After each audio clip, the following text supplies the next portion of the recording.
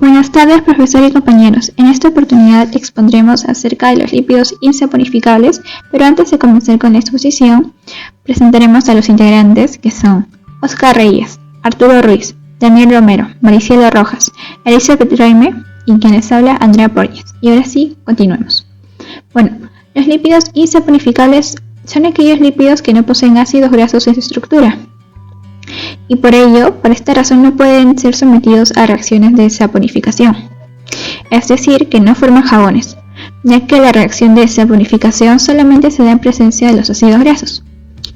Esta categoría de lípidos no insaponificables se divide en tres grupos principales: en los eicosanoides, que se derivan del ácido araquidónico; en los terpenos, que son derivados de la molécula de isopreno y proporcionan aromas y sabores característicos; y por último los esteroides, que es lo que veremos a continuación.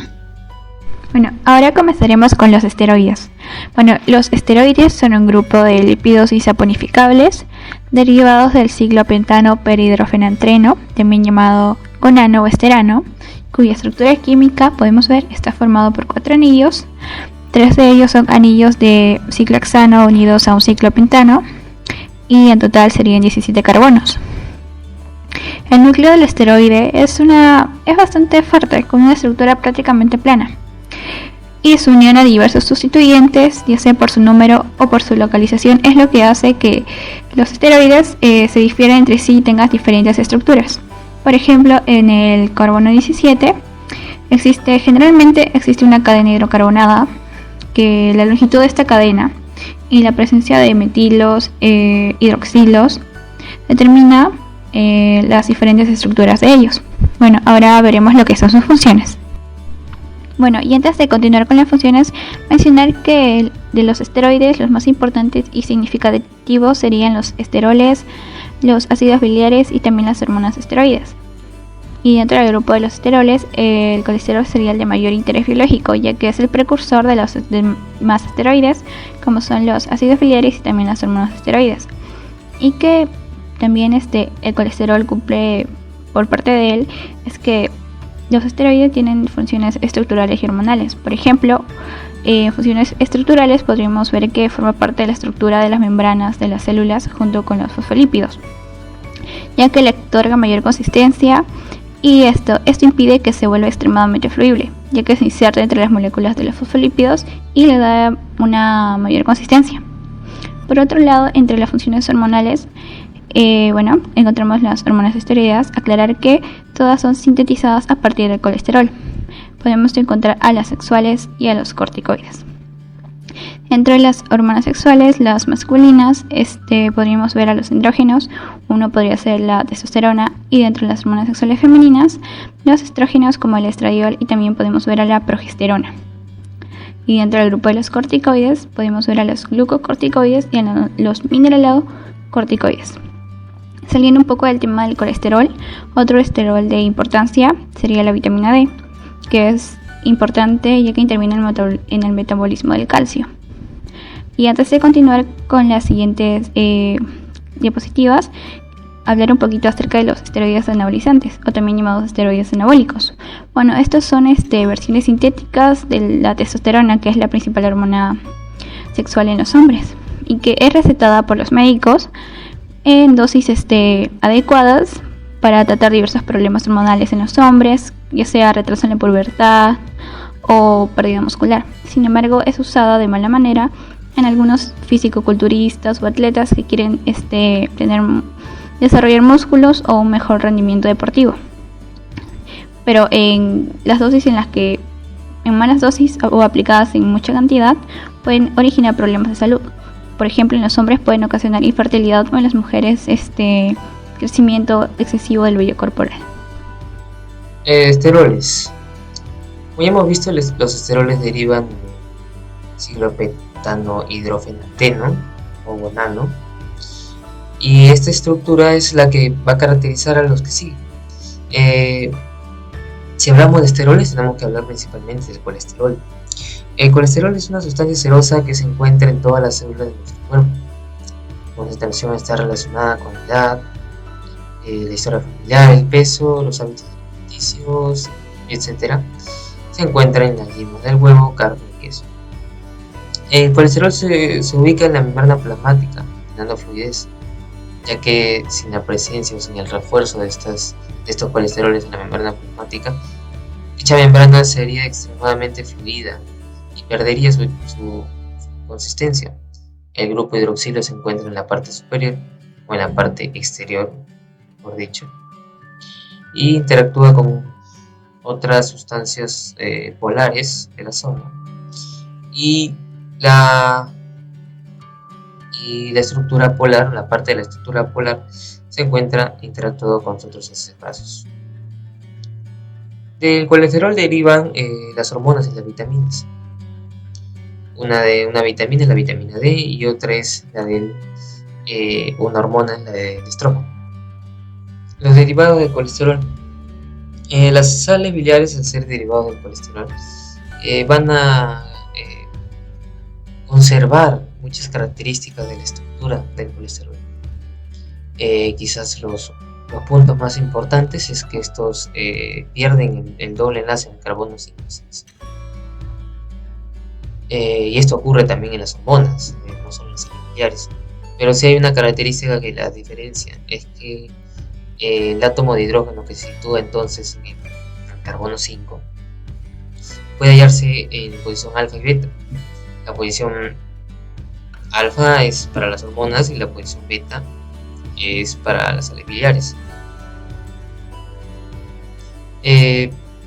También de que este carbono 5, como ya lo dije antes, se encuentra en posición beta, o sea, por debajo de la estructura, define la función cis de los anillos. Recordemos que hay dos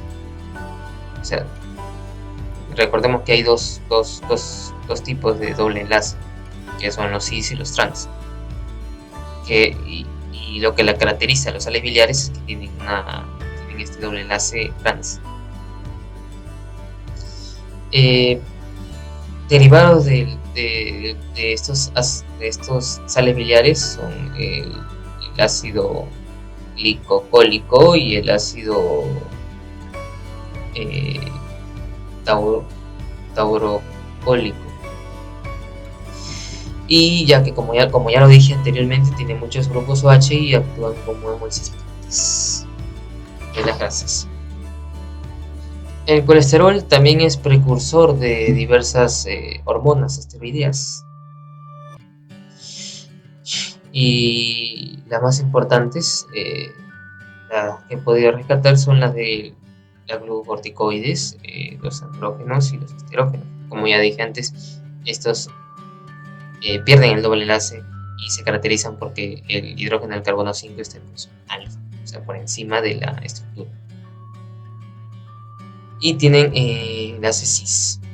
Los glucocorticoides es el cortisol con trascendentes efectos metabólicos que promueven la glucogénesis y la gluconeogénesis, activan la degradación de las grasas, la alfa-beta oxidación de los ácidos grasos, ejercen acciones antiinflamatorias y acondicionan el metabolismo ante el estrés crónico. El andrógeno, la testosterona es el andrógeno fundamental y es la hormona responsable del desarrollo de los caracteres sexuales secundarios masculinos. El estrógeno, el estradiol, el estrógeno principal, se asocia con el desarrollo de los caracteres sexuales secundarios femeninos. Perfil de lípidos. El colesterol total, como ya lo hemos visto, depende de los hábitos alimenticios como del historial familiar, pero se puede decir de que un colesterol óptimo en adultos es de 200 miligramos por decilitro y en menores de edad es de 180 miligramos por decilitro, y se le puede considerar hipercolesterolemia, el límite de 200 a 250 y definida de mayor a 250 gramos por decilitro. Esta hipercolesterolemia está ligada a la arteriosclerosis, que es la acumulación de placas de colesterol en las arterias que no permiten el buen paso de los glóbulos rojos, lo cual dificulta el transporte de oxígeno en la sangre. Estas arterias se puede decir que pueden afectar, si bien pueden afectar todas las arterias del cuerpo, las más importantes son las arterias coronarias del corazón, las cuales pueden provocar un infarto. Los triglicéridos. Los triglicéridos medidos en sangre tienen un valor normal cuando son menores de 150 gramos por decilitro. Levemente alto cuando es de 150 a 200 gramos por decilitro. Elevado cuando es de 200 a 499 gramos por decilitro. Y muy elevados porque es mayor de 500 gramos por decilitro. Para una prueba de triglicéridos en sangre se requiere un ayuno de 2 horas previo a la toma de agua. Si bien sabemos que estas concentraciones de colesterol y triglicéridos son muy perjudiciales para la salud, no se les suele tomar mucho en cuenta, ya que estas dos patologías son asintomáticas. Quizás en los triglicéridos, ya cuando se encuentra en mayor proporción, puede generar vértigo, mareo y dolor de cabeza, pero comúnmente no se le suele atribuir síntomas, igual que el nivel de colesterol. También debemos tomar en cuenta que el colesterol puede ser endógeno, que no simplemente el colesterol alto depende de la comida que yo consumo, sino también de que quizás nuestro cuerpo genera mayor colesterol de lo necesario. El LDL y HDL, se le dice HDL a High Density Lipids, que es una lipoproteína de alta densidad, que se le suele decir colesterol bueno, porque transporta el colesterol de otras partes del cuerpo de vuelta y no crea las placas. Ya dijimos que son las arterias cavernosas, o también llamadas arterias rígidas. Y el LDL, Low Density, significa lipoproteínas de baja densidad. A veces se suele llamar colesterol malo, y porque lleva a la acumulación de placas. Se le suele decir que el colesterol o el LDL normal es cuando es menor de 130 miligramos por decilitro, y el límite alto cuando es de 130 a 150 miligramos por decilitro. Se considera patología cuando es mayor de 150 miligramos por decilitro. Y el colesterol bueno, el HDL, se le considera normal cuando es de 40 a 60 miligramos por decilitro. Riesgo de sufrir una enfermedad cardiovascular cuando es menor de 40 miligramos por decilitro. Muchas gracias. Ahora pasaremos a ver a los terpenos. Los terpenos son moléculas formadas por una o más unidades de isoprenos. Otto Wallach fue el primero quien descubrió esto estudiando las estructuras de algunos compuestos que se encontraban en aceites esenciales de plantas aromáticas. Un ejemplo de esto es el mentol, y también se pueden encontrar triterpenos en la planta del ginseng. Los terpenos pueden derivarse en distintas moléculas cuando se les agrega un grupo funcional adicional, como aldehídos, alcohol, cetona o carboxilo. También pueden derivarse al perder algún carbono de sus estructuras. Se clasifican principalmente en monoterpenos, sesquiterpenos y diterpenos. Los monoterpenos están formados por 2 unidades de isoprenos con un total de 10 carbonos. Ejemplos de monoterpenos son el mentol, el mirceno y el geranial. Los sesquiterpenos están formados por 3 unidades de isoprenos con un total de 15 carbonos. Un ejemplo de esto es el selineno o beta-selineno. Luego vienen los diterpenos, triterpenos y demás, que van formados por 20 carbonos en adelante. Un ejemplo de un diterpeno es el ácido abiético.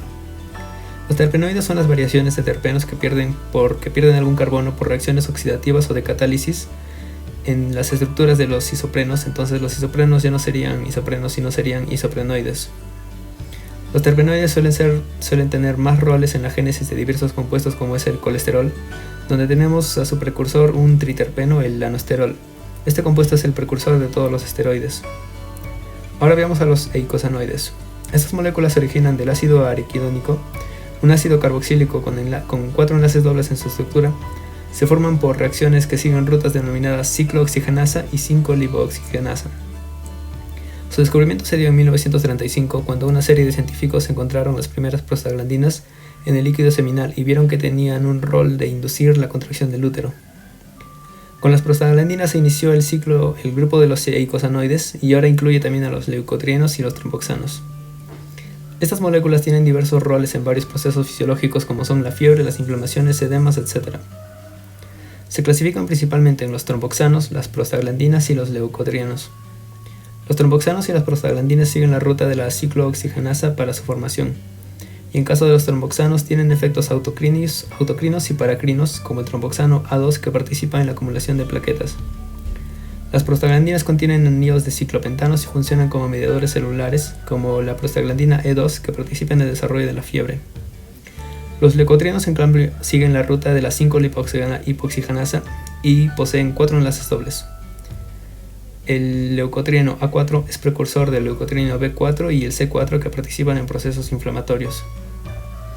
En el metabolismo óseo tienen roles las prostaglandinas, que dirigen la reabsorción ósea por parte de los osteoclastos y la formación de osteocitos por parte de los osteoblastos. En el aspecto cardiovascular inducen la agregación plaquetaria, como algunos tromboxanos y las prostaglandinas. En el sistema inmunológico, las prostaglandinas dirigen la acción fagocitaria e inducen o inhiben la acción de los linfocitos T. Por último, en la inflamación tenemos a los leucotrienos, que tienen acciones en la formación de edemas y también roles en la vasodilatación. Bueno, los eicosanoides tromboxanos. Estos son derivados del ácido araquidónico. Los eicosanoides tromboxanos también son el resultado principalmente de la acción de la enzima ciclooxigenasa sobre el ácido araquidónico. Son un conjunto de moléculas con efecto autocrino y paracrino, que es sintetizada a partir del ácido araquidónico, que al igual que las prostaglandinas y prostaclinas, estas han demostrado recientemente sus importantes funciones. Y como se observa en la imagen, el tromboxano A2 es un metabolito del ácido araquidónico generado por la acción de la tromboxano sintetasa sobre endoperóxidos cíclicos de prostaglandina. Su proceso de creación es similar a las de las prostaglandinas, pero principalmente se diferencian de ellas en que el tromboxano solo es producido por las membranas de las plaquetas. La síntesis del tromboxano A2 determina un aumento del calcio citoplasmático que procede del sistema tubular denso, contribuyendo así a la agregación plaquetaria por medio de su activación. Y su principal función biológica es participar en la hemostasia, es decir, en los procesos de coagulación y agregación plaquetaria. Bien, ahora pasemos a lo que es la prostaglandina.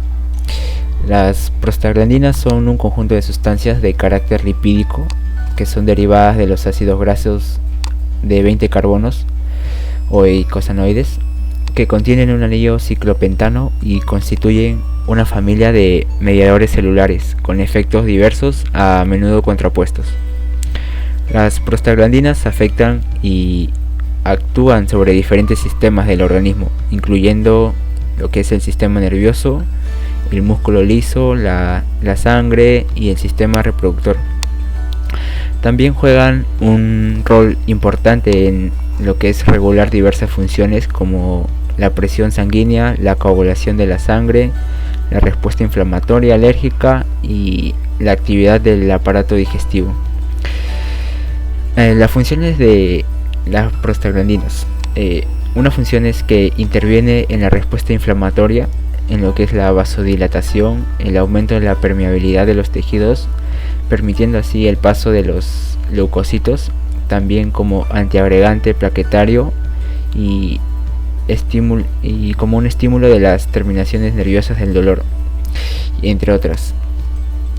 Otra función vendría a ser también el aumento de la secreción de mucus gástrico y la disminución de la secreción de ácido gástrico, y intervienen en la regulación de la temperatura corporal, y por último controlan lo que es el descenso de la presión arterial al favorecer la eliminación de sustancias en el riñón.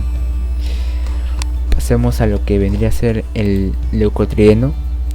Bien, el leucotrieno es una molécula derivada del ácido araquidónico por la acción oxidativa de la 5-lipooxigenasa.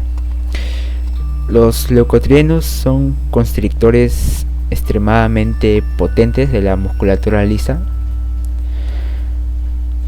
como los presentes en las vías aéreas periféricas de los pulmones, como se muestra en la imagen, a las que son muy sensibles, por lo cual es posible relacionar este tipo de sustancias con las dificultades respiratorias de los pacientes asmáticos.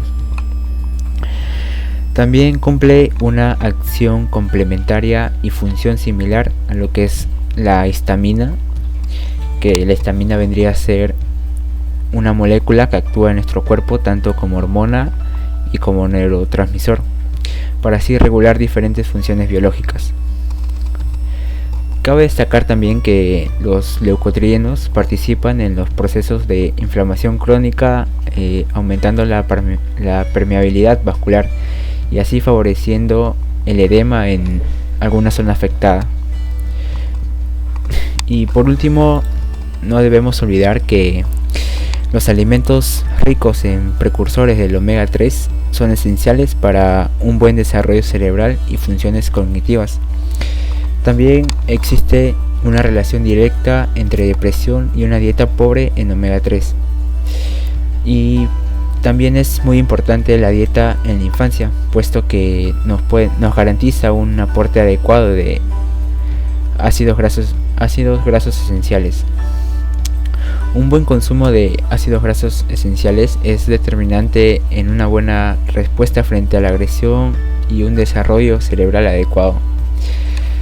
Y por último, no olvidar que la leche humana es la fuente más importante de ácidos grasos esenciales para la infancia. Eso sería todo, gracias. Mi nombre es Maricela Rojas Ocampo y yo continuaré con el punto 5, que es el resumen de la lectura, los ácidos grasos dietarios y su relación con la salud. Los ácidos grasos son un conjunto variado de moléculas con distintas características y funciones.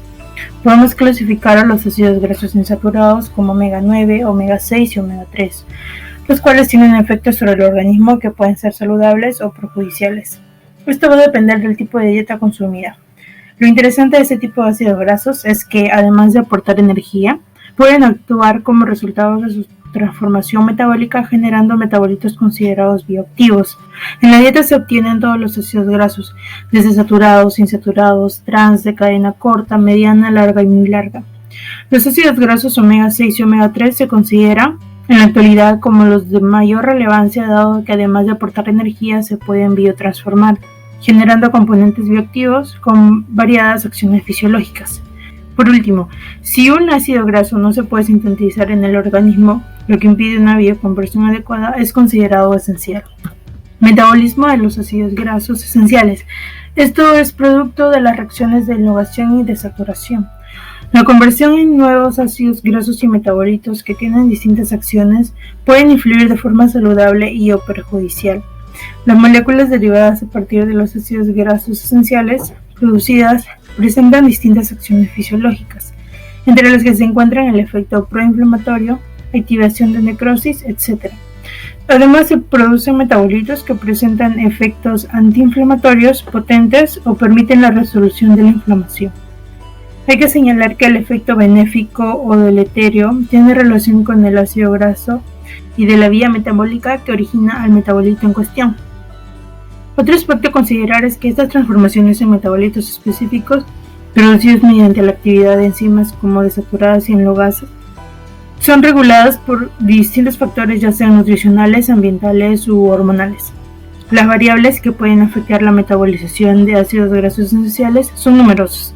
La metabolización de ácidos grasos está alterada por varias enfermedades, como la obesidad, la hipertensión, la enfermedad del Alzheimer, entre otros.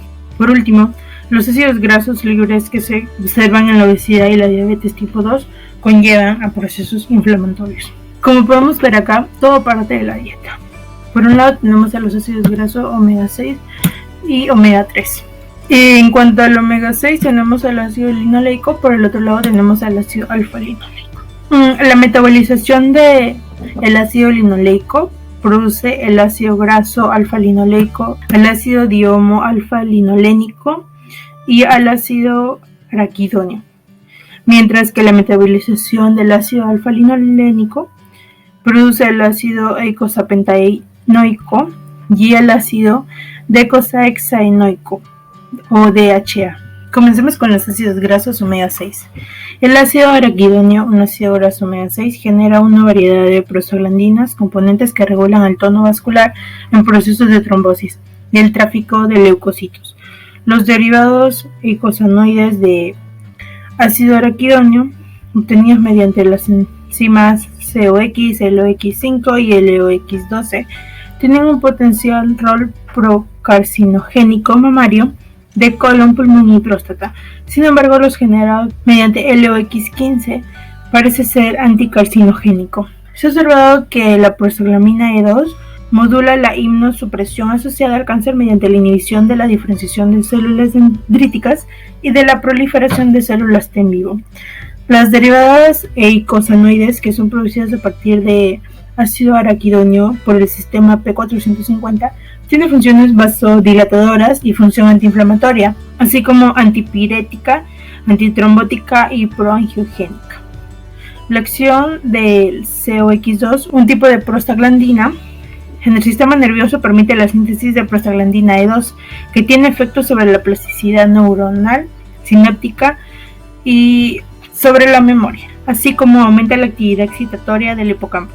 Sin embargo, el aumento de la prostaglandina D2 y disminución de la prostaglandina E2 favorece la consolidación de memoria durante el sueño en fase de movimientos oculares rápidos. Continuamos con los ácidos grasos omega 3.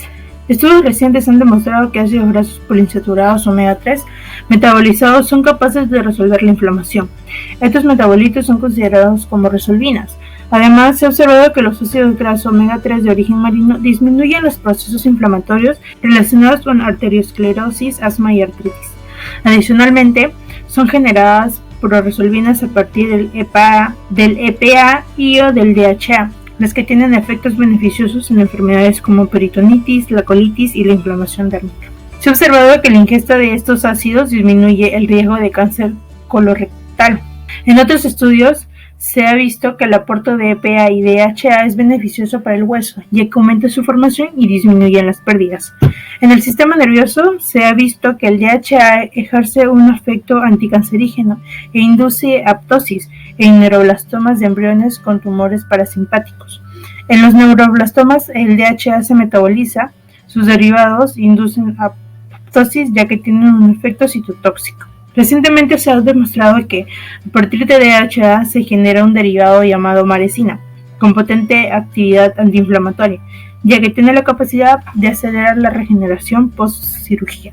Los ácidos grasos pueden ejercer sus efectos interaccionando con factores de la transcripción o con receptores nucleares.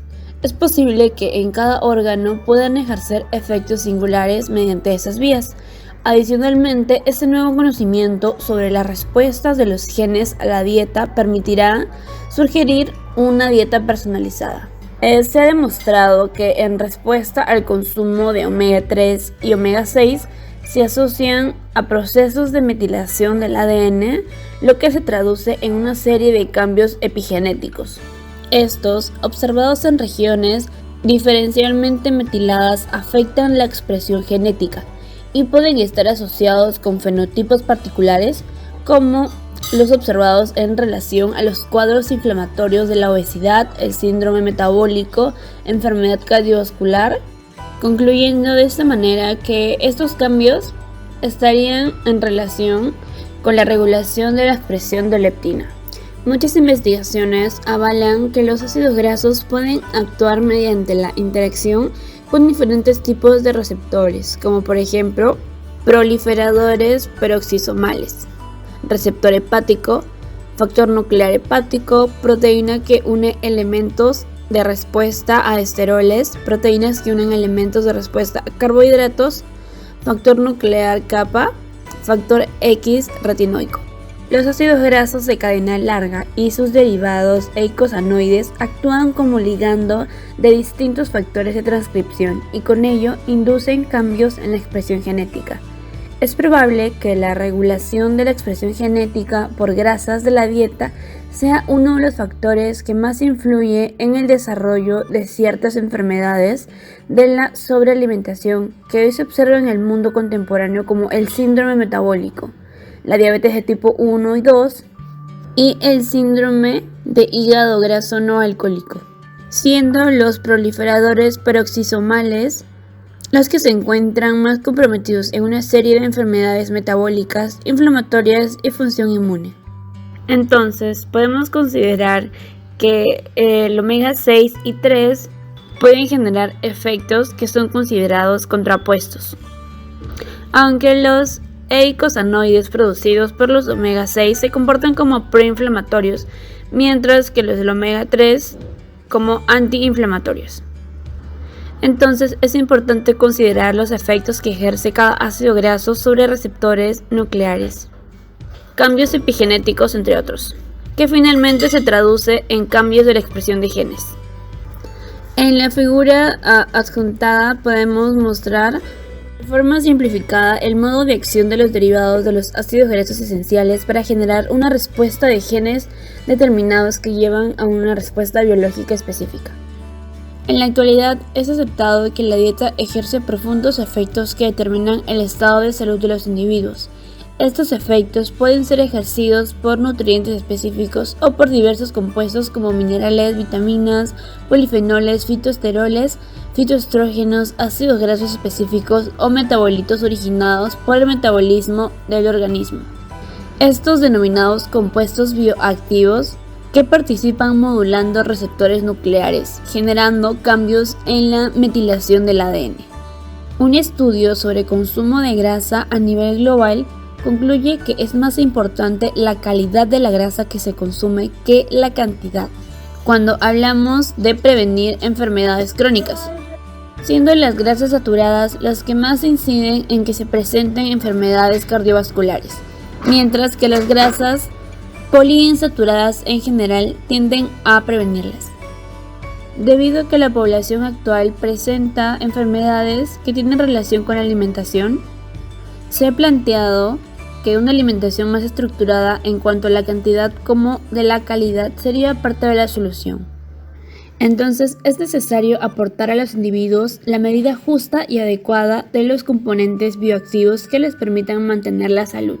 También es conocida que la proporción de ácidos grasos omega 6 y omega 3 es fundamental en cuanto a sus efectos fisiológicos, ya que está relacionado a cantidades altas con enfermedades como el cáncer, enfermedades inflamatorias y cardiovasculares.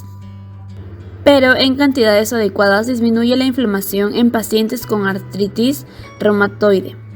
Como a nivel mundial la mortalidad por enfermedades cardíacas es muy elevada, se han sugerido que una buena forma de controlarla sería mediante el consumo de una píldora combinada, llamada polipíldora. Se demostró que si se empieza a tomar a los 55 años, aumentan unos 11 años de la expectativa de vida y se mantienen libres de infartos cardíacos y de un derrame cerebral, aunque podría tener efectos adversos como algunas personas que sufren de asma bronquial tendrían complicaciones con los beta bloqueadores. Dado esto, sería mejor buscar alternativas a la polipíldora que tengan menos probabilidad de causar efectos secundarios. Entonces, los investigadores proponen administrar una combinación adecuada de ácidos grasos omega 3 y omega 6 para prevenir enfermedades cardiovasculares u otras dolencias en las que participan procesos inflamatorios. Entonces podría ser consumir alimentos que contengan ácidos grasos omega 3, por lo que el consumo de pescado sería la solución. Pero no es aconsejable consumir solo pescado por el contenido tóxico como metales pesados. También sería posible que se desarrollen algunos alimentos que se le adicionen ácidos grasos omega 3 a partir de fuentes como el krill, o microalgas, lo que constituye una buena alternativa para mantener relaciones de omega 6 y omega 3 bajas. Otra opción también sería que mediante biotecnología se produzcan plantas y animales que sean de consumo habitual, con genes que sean modificados, que pueden producir estos ácidos grasos. Entonces, una dieta habitual debe contener alimentos que aporten una mayor cantidad de ácidos grasos omega 3, de manera que la misma dieta sea menos inflamatoria y por lo tanto más saludable. Gracias.